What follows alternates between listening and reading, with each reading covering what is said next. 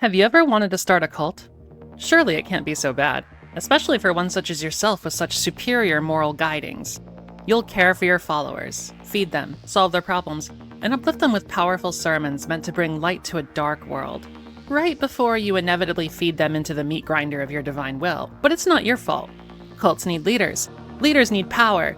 And in this world, those without power will inevitably meet their end to ones that do. Besides, your cultists are loyal. They want to be sacrificed. They want their lives to have meant something more than their mundane existence. What better way to reward their loyalty and sacrifice by allowing them to live on forever within the power vested unto you? We're not bad people.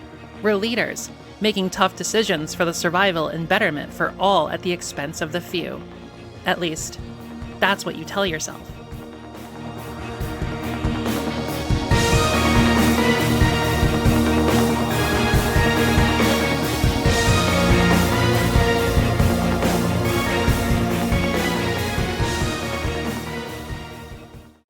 Cult of the Lamb was released on August 11th, 2022.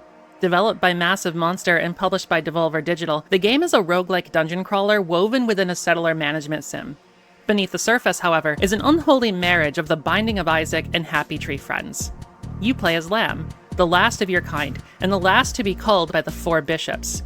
But at the zenith of your demise, divine intervention. The one who waits, held captive by the bishops, uses what's left of his great power to make you an offer.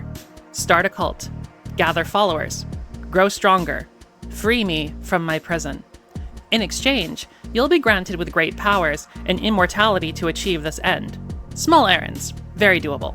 What follows is a loop of crusading through monster-infested dungeons and returning home to a growing flock of adorable, doe-eyed believers who pledge their undying loyalty to you and your cause. They cook, they pray, they dance, they vomit everywhere. It's honestly like running a preschool, if preschools demanded rigid religious enforcement and blood sacrifice. But lurking beneath this cozy veneer are two very uncomfortable truths. First, your power is borrowed. The one who waits is patient, but not eternally so. Eventually, the taxman will come. Second, no matter what choices you make, the lives of your followers are currency. Every single cuddly devotee holds within them a power spike, access to new areas, and of course, back-breaking labor. They fuel and sustain you, and their blood is ultimately what empowers you. Even the purest of leaders will eventually face the same grim reality. In this world, someone has to die, and it's not going to be you. Cult of the Lamb has an excessively edgy premise. Immediately we understand this world is to be a literal hell on earth. The environment is treacherous. Ungodly abominations roam the world, bent on consuming all in their path, and powerful, ruthless demigods seek to subjugate the weak. The cute and cuddly denizens of this world have two choices: to die at the hands of the brutal world, or to be shepherded from it. But the game doesn't feel edgy. There's a layer obfuscating the horror, something about it that makes things feel funny, cute even. Sure, some of the things that happen to these creatures are genuinely awful.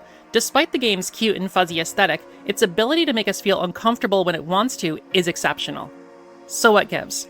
What about this game smooths out the edge so masterfully? And more importantly, why aren't we bothered by the cruelty we ultimately embrace? The answer is weaponized whimsy.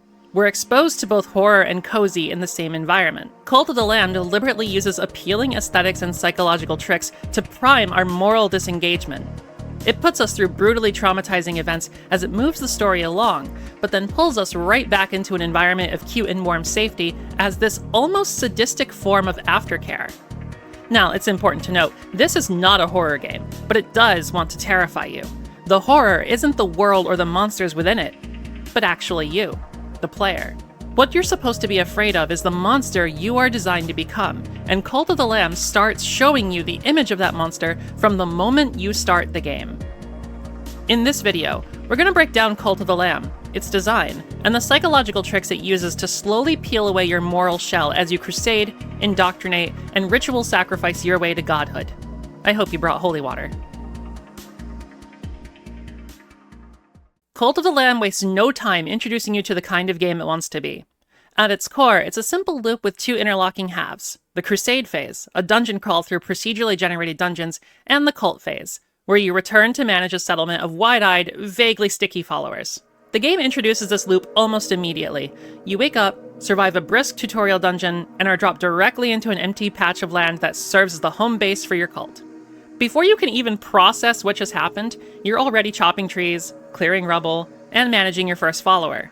From there, the rhythm of the experience begins to mold you. You crusade to empower your cult, and you maintain your cult in order to crusade.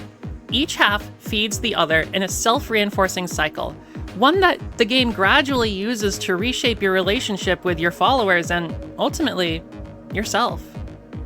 Crusading is fairly straightforward. A series of dungeons will be procedurally generated for you to navigate. You begin with a weapon and spell chosen for you, whether you like it or not. Combat is simple. A light attack, a heavy attack, a dodge roll, and a few special abilities. You have to defeat all enemies in a given room in order to proceed to the next one, and you're limited by a fairly simple health system. You can only take so many hits, and the run immediately ends if you do, causing you to spill the spoils of your crusade. Sometimes, you'll stumble into rooms that offer tarot cards, weapon upgrades, shops, or brief narrative interludes. These add small twists to your loadout, but they're ultimately temporary. The real progression, which determines how resilient and powerful you are, is almost entirely dictated by the state of your cult. The crusade phase is less a place of empowerment and more of a test. It reflects the strength you've extracted from your followers, and it punishes you when that foundation is weak. Your goal in each region is to complete a certain number of runs before confronting one of the bishops, pushing the story forward.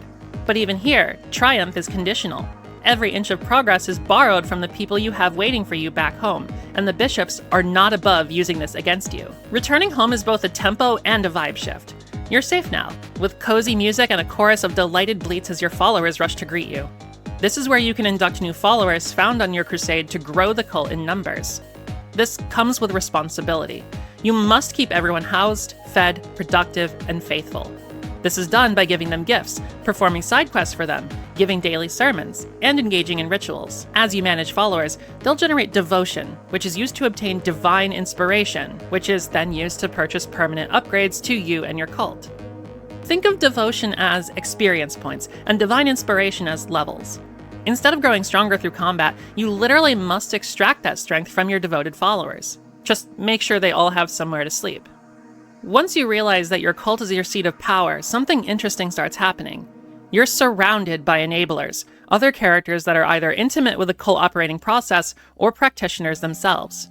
To them, the brutality of running a cult comes naturally, and it's constantly stressed that your followers are disposable.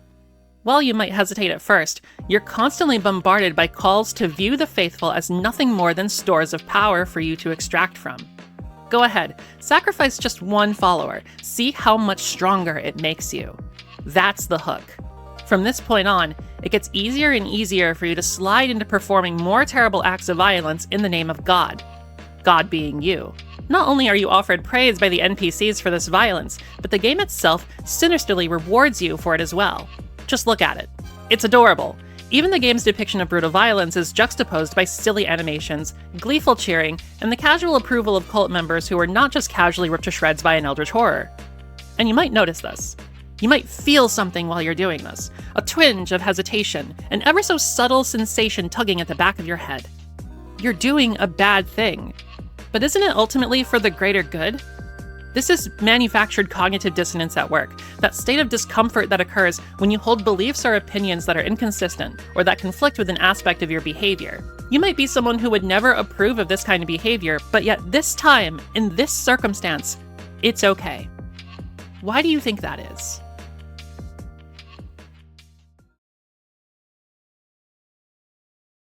We already touched on one thing. Cult of the Lamb is cute. The art style mixes both vibrant colors and warm atmosphere with dark occultish symbology. Take a look at the followers. Big heads, round eyes, stubby limbs, and simple silhouettes. They come in a variety of colors from a soft color palette, they have bouncy animations, and cute, squeaky voices. While this is a whimsical artistic choice that is very successful in most games, it's also intentional. The Lamb and the cultists are all designed with traits that trigger nurture and protect responses in the player. This is called Kindchenschema, or baby schema. The term was coined by an Austrian ethologist by the name of Konrad Lorenz as a method of analyzing cuteness as a form of attractiveness. To put it simply, Lorenz believed that the presence of juvenile traits in people, animals, or really anything can trigger a motivation to care for them. Cuteness is also believed to reduce the perceived threat of something or someone, which can further increase our desire to not only protect, but to forgive. We see this in our followers in Cult of the Lamb. They're obviously not designed to feel like NPCs to optimize and discard, but more like small pets. They're meant to put you into a parental state of mind. When you sacrifice a follower with their big ol' eyes and childish whimsy, it does feel wrong, but it also feels funny.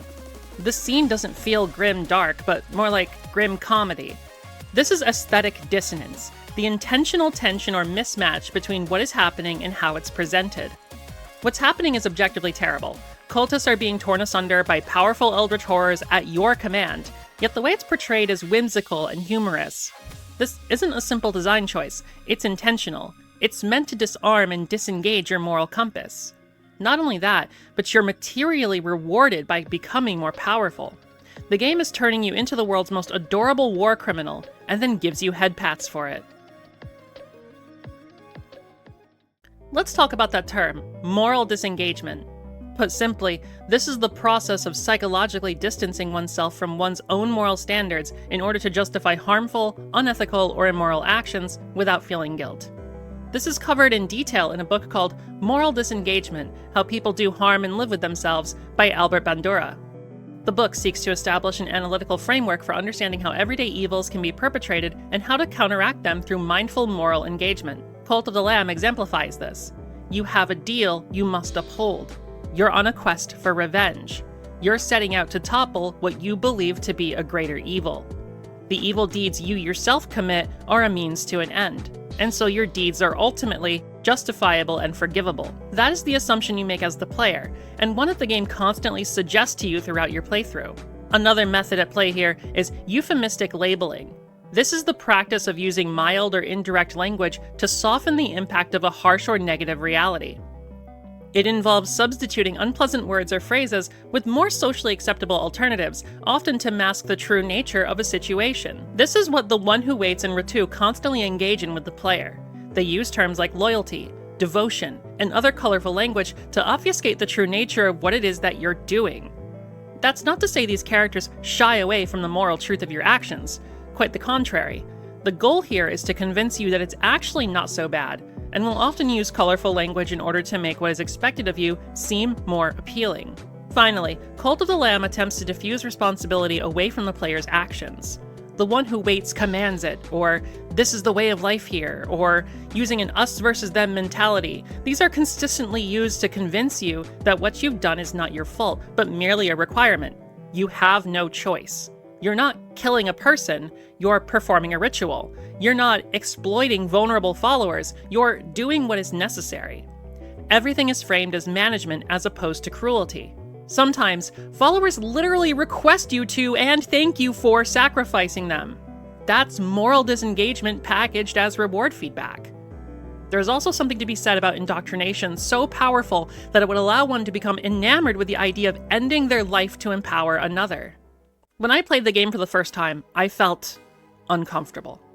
I wanted to be a benevolent leader, and I wanted to cause as little death and suffering as possible to my followers. But the lands of the old faith are brutal and unforgiving. I needed power. I needed to become stronger. Just one follower soon turned into, this is for the good of the cult. Yeah, I felt horrified, but not enough to stop. Every time you take one life, it becomes a little bit easier to stomach the next one. Everything we just talked about plays into a loop.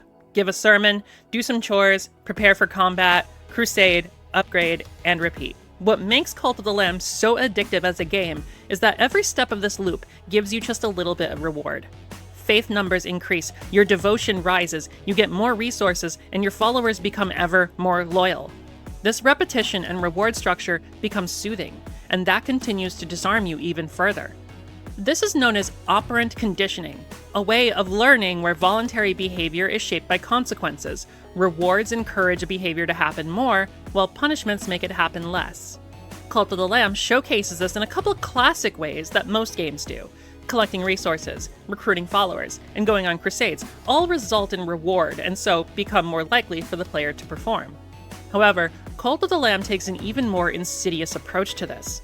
Think about the actions that have the most reward: sacrificing followers, performing rituals, especially the foulest ones, and extracting sin. All of these actions result in the worst outcome for those followers, yet they reward the most intensely.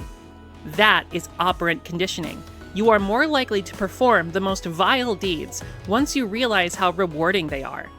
And when the game starts throwing more and more at you to juggle at once, it becomes all too tempting. So while Cult of the Lamb appears to be a cult management sim wrapped in cozy cuteness, the underlying system is actually a behavioral playground, and to top it off, the game seeks to apply pressure and stress to you in order to see how that behavior changes over time. You have so many chores to do in your cult. Followers get sick and hungry. They offer you side quests. Eventually you start to game the faith meter and plan your rituals around planned losses and gains. But you still have to go on crusades, and that eats up a lot of time, so you overcook food, plant crops, make sure the poop is cleaned up, top off devotion levels, do your upgrades, go on a crusade only for Heket to reduce the hunger of your followers, and thank God you have the return to call early perk so you can deal with that, and it's stressful. It's very stressful. Yet you choose this stress. Perhaps even find it fun. Partly because it's all wrapped up in this safe and cozy fantasy frame, and also partly because you're God. This is another psychological trick. It's called benign masochism. It's the enjoyment of negative emotions or sensations due to the understanding that there's no real danger. It's why we enjoy horror movies, true crime, and other forms of edgy media. By wrapping all this stressful management into a cozy package with a cute bow on it, the game disarms you not only against the perception of danger, but even against your own moral compass. This all serves to bring us back to the player's internal conflict. Despite the cruelty, despite the manipulation, you like your followers, perhaps even love them. You make the cult look nice and pretty, you give them gifts, keep them fed, you even marry one or more of them, but then you exploit them. It can't be helped. It must be done. You're on a mission. Every justification you begin to make throughout your playthrough smooths your brain over every contradiction. I'm sure we're all familiar with the term cognitive dissonance. It's that feeling of discomfort you get when you hold two contradicting beliefs simultaneously. And it is uncomfortable.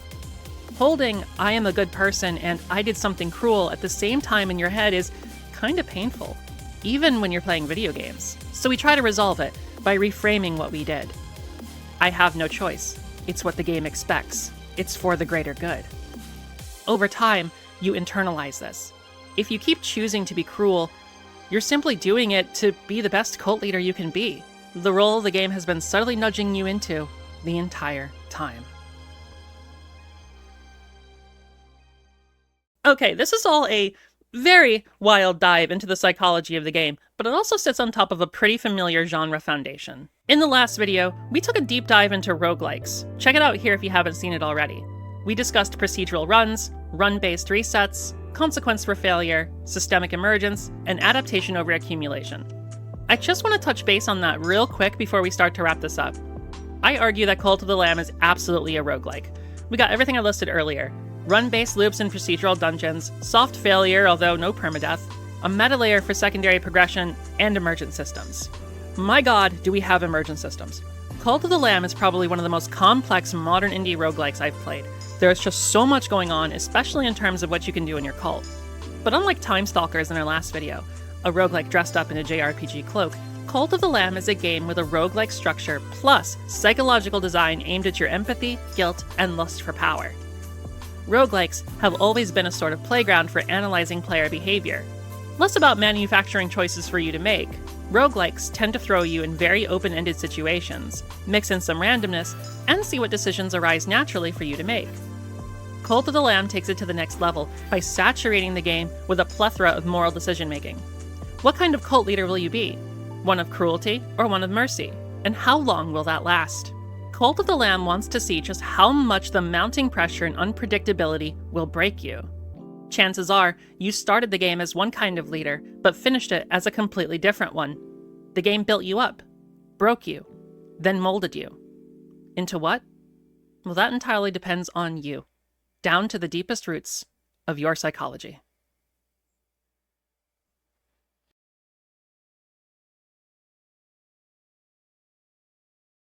We are no stranger to games being used as moral sandboxes. It makes sense. Games offer us a fictional, safe environment in which we can make decisions we normally would never even have to make in the real world. It tests us as people, and gives us a glimpse at what we might do in the most difficult of situations. We all want to be good people, but how far will we go to remain good people? In Cult of the Lamb, there's a burning question I do have that I don't think I can answer. Is it critiquing cult mentality, or just using it as a fun dressing? In the beginning of the video, I asked if you've ever wanted to start a cult. I think it's an interesting thought experiment, and one maybe a lot of us have had. Are cults really that bad? Surely, they're only as bad as their leaders, and if we were in charge, perhaps we'd have a good cult. No matter where you land on this thought experiment, there's no denying that Cult of the Lamb made us think about it a little more than we did before. We've seen the games industry, especially the indie scene, trend towards this mixture of cozy and dark. Cute horror, pastel gore, and wholesome aesthetics with gnarly systems. More than a simple art direction, this kind of aesthetic tone allows developers to explore heavy topics without scaring away the audience. In this video, I did a lot of psychoanalyzing on a macro scale and unpacked a bunch of psychological explanations about you, the player. But what do you think? Did you feel bad for sacrificing followers? Did that guilt become easier over time? Did you sacrifice power for mercy, or did you optimize? Maybe you felt better about it as long as you revived your followers after sacrificing them.